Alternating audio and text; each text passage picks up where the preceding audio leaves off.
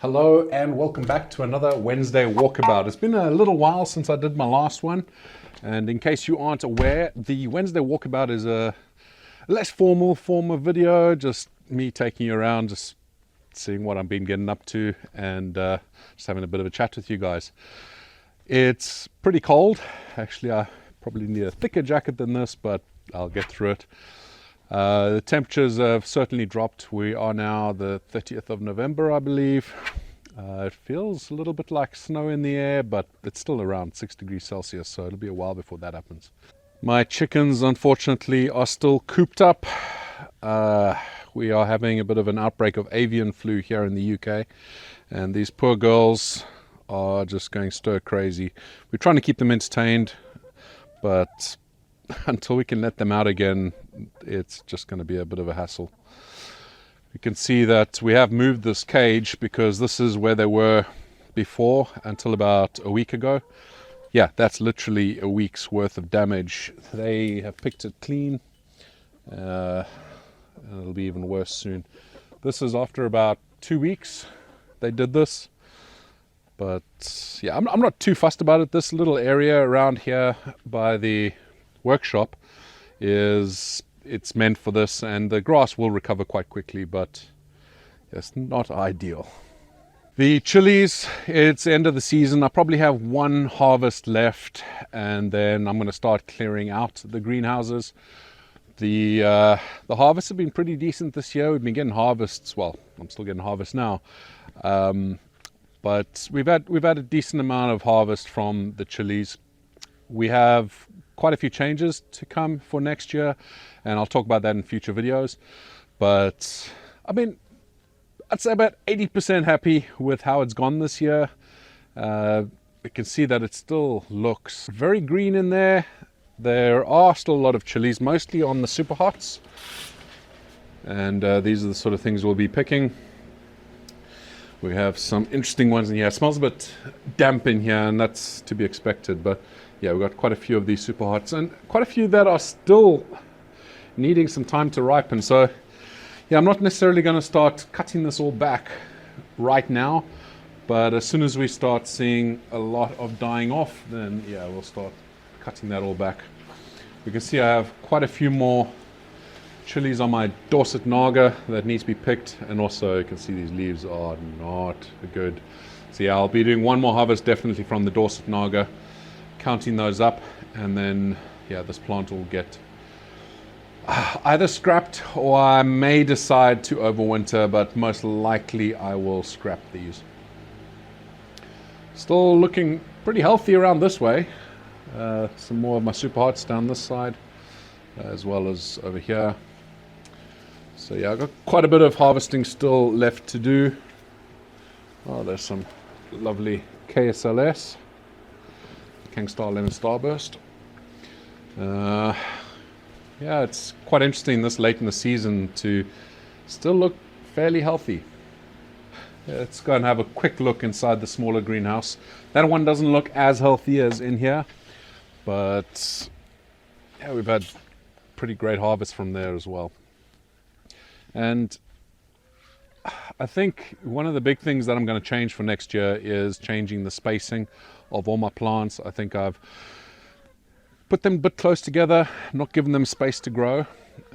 Poor chickens, you can hear them. Actually, you can hear them in most of my videos these days, because every time I come outside, they just want some attention. They think I'm going to feed them treats, that sort of thing. But let's have a look inside this greenhouse. Yeah, this doesn't look nearly as healthy as in the big greenhouse, but it's different types of plants. A lot of these are Capsicum annuum or Capsicum frutescens, and yeah, their season is pretty much done. Although there's still a lot of chilies that we can pick off here. A lot of jalapenos still coming through. That's sounding a little rough. But yeah, we've got some jalapenos that we can pick here, still looking healthy, and even some new green ones. The weather this year has been very, very strange. Something else I've been doing, I haven't really talked about this, and it's mainly for the chickens. Over here, this is, I think it's called duckweed. I don't know if it's actually working. Basically trying to grow a bit of a treat for my chickens. I don't want to stick my finger in there. Yeah, it just looks like the duckweed didn't take, because that's not duckweed. I'll have to start that again. But yeah, it's growing it because the chickens love greenery. I've actually been giving them some branches from my chili plants here. So let's go and grab one and go feed them. You'll see they just go crazy for it. They'll pick that clean in seconds. I've been doing this quite a bit. They really like the greenery. Well, as you can see, they eat up all the grass, all the clover that's in there. They keep wanting to get out into that stuff, which I might let them out into it just to cage it off a bit. But yeah, we can see these girls are wanting these. You're getting excited. Yep.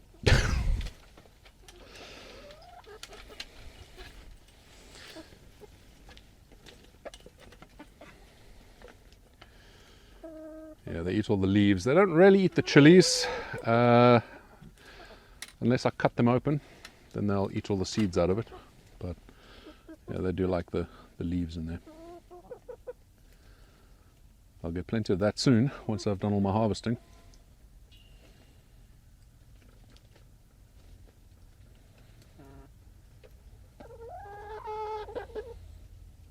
I ended up not doing anything with this pumpkin yet. It's still pretty healthy, and what I am thinking of doing is feeding this to my worms. It's still feeling solid, and I think the worms will absolutely love it. And what better way to create more compost than to just reuse some of this. Still need to finish off this bed, as you would have seen from the video where I weighed the pumpkin originally. I'm going to be replacing that bed over there with this one here, and just pile it up with compost and let that get ready for next year's pumpkin. We can see some interesting stuff going on in here. I will show this in more detail in my next garden update video, but these here are my chili plants, and look at the chilies. These are Dorset Nagas growing in the ground. Obviously the plant is nowhere near the size that it would have got to if it was inside the greenhouse, but still impressive to get a super hot producing ripe pods. So we will pick those and use them. Some of the other plants didn't do as well. Peri peri over here, that didn't do very well. Actually, that's the Moz peri peri. And yeah, it's interesting. I would love to be able to grow outdoors with these chilies, but I do believe they need a bit of shelter. So maybe a bit of a hybrid setup where I put a kind of a mini polytunnel over one of the beds. That might work. This bed in the middle will be used for my runner beans again, and I'm going to change the system I'm using. I have a bit of an obelisk type thing support that I will build and put over there. It's pretty high and it will support the runner beans. Unfortunately, this system that I put in place, it worked somewhat, except when it came to the tomatoes. The tomatoes were in this bed, and it just, well, you can see it kind of just snapped the cable here.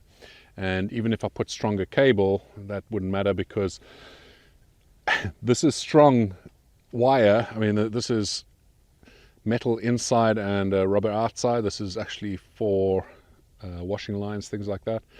But this here was just pulling down massively, just stretched because of how heavy these plants got. So I may just go to a more traditional method next year and just have little tomato cages or something like that.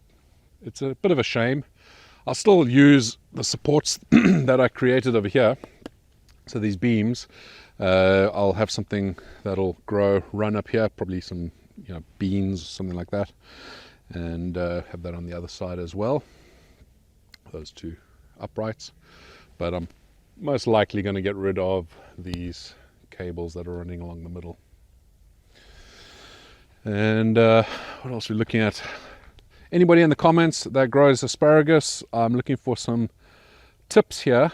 I've just left my asparagus to just do its thing this year and also last year, because this is our second year of growing this bed, so I know that third year we'll be able to harvest some of it. But I'm not sure what to do with it at this time of season. I think I need to trim it all back and then top dress it with some compost, but if you do grow asparagus, let me know what you do, and be quite keen to see here in the comments. Cabbages did not do very well this year. I really have no idea why, but we'll try again next year, try and grow a whole bunch. Over here I've got some work to do. Now that we actually have a bit of a dry day, I might do it today.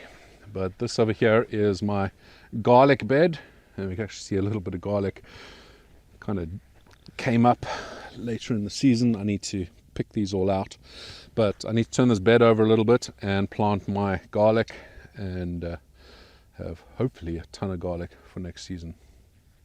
But yeah, I didn't get much this season. And over there, those need to really be cut back. Those are my artichokes, and every year at the end, well, this time of year, I just need to chop it right back to the ground, and we'll see it starting to grow again in springtime. And then yeah, soon it's going to be all start again when we plant all of our vegetables and get these beds up and going again. Never mind all the chili plants that we've got to get started in the next month or so, about a month and a half. I want to show you this beautiful apple tree that I have over here. It's not an edible apple, unfortunately, but it is stunning. I remember when we moved in here last year, it had fruit on. That was in March, I think it was. It still had some fruit in it, so it's only November now, but look at these things. They're just so beautiful looking. I wish they tasted good. They don't. They taste, well, they're basically crab apples, but look at them. They're just stunning looking. So yeah, we're going to keep this tree. It's going to help with the pollination of our other apple trees. So we have some, well, those are 2 pear trees, and these 2 here are apple trees, and those 2 as well. And that there will help to pollinate the fruit so that we can, well, pollinate the flowers so we can get fruit. But these are doing quite well. Well, actually 3 of them are, or 3 of the apple trees are doing very well. This one, not so sure. I'll give it 1 more year. If I don't see new growth popping up in the springtime, then yeah, we might need to replace this one. I hope it comes back because it's a lovely variety. And over there's our wilding area. I've loved growing this out. It's still only the first year of us doing this, just letting it go wild. We did overseed it with some wildflowers as well, and we had some lovely, beautiful flowers come through.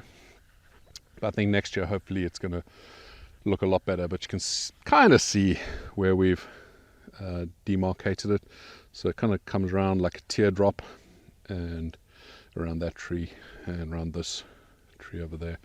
It's a stunning little area, and fantastic in the early spring when we start mowing the lawns. You are getting rid of a lot of the habitat that the bees need,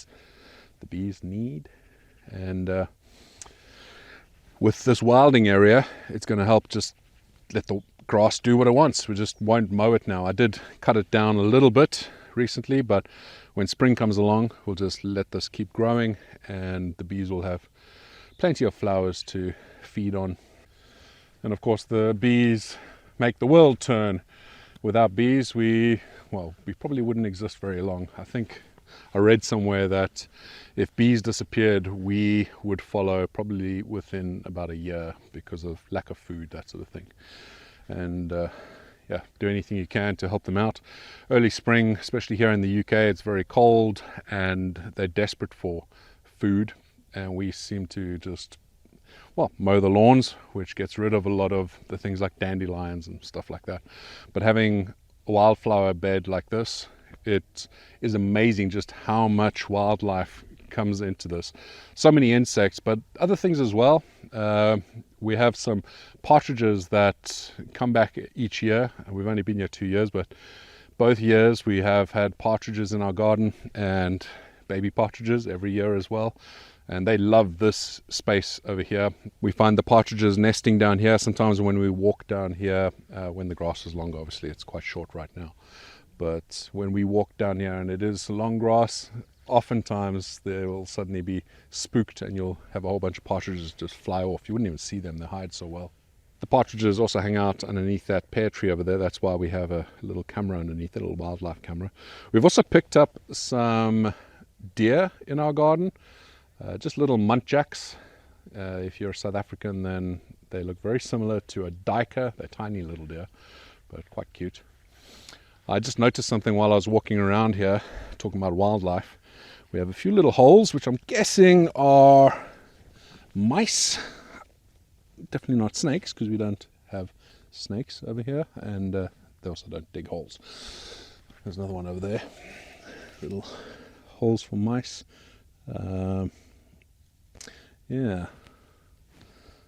Not sure exactly what that is. Maybe I need to move the wildlife camera to this area and see what's actually inside there. Thank you for joining me while we take a bit of a walk around my property and see what I've been getting up to, and yeah, just spending a bit of time with me. Make sure that you're watching the live stream this coming Sunday. It's my monthly live stream on the 4th of December at 5 p.m. It is going to be incredible. I cannot wait for it because I get to speak to one of my chili heroes, Troy Primo. So Troy Primo created the 7-pot Primo, which is my favorite all-time super hot, and there's also a lot of drama about that specific chili involving the Carolina Reaper and a few big personalities, and we'll see if we can get to the bottom of some of that on Sunday. I'm really looking forward to it, and I look forward to spending some time with you guys as well, so make sure that you're there. Thank you so much for watching, and until the next one, stay spicy.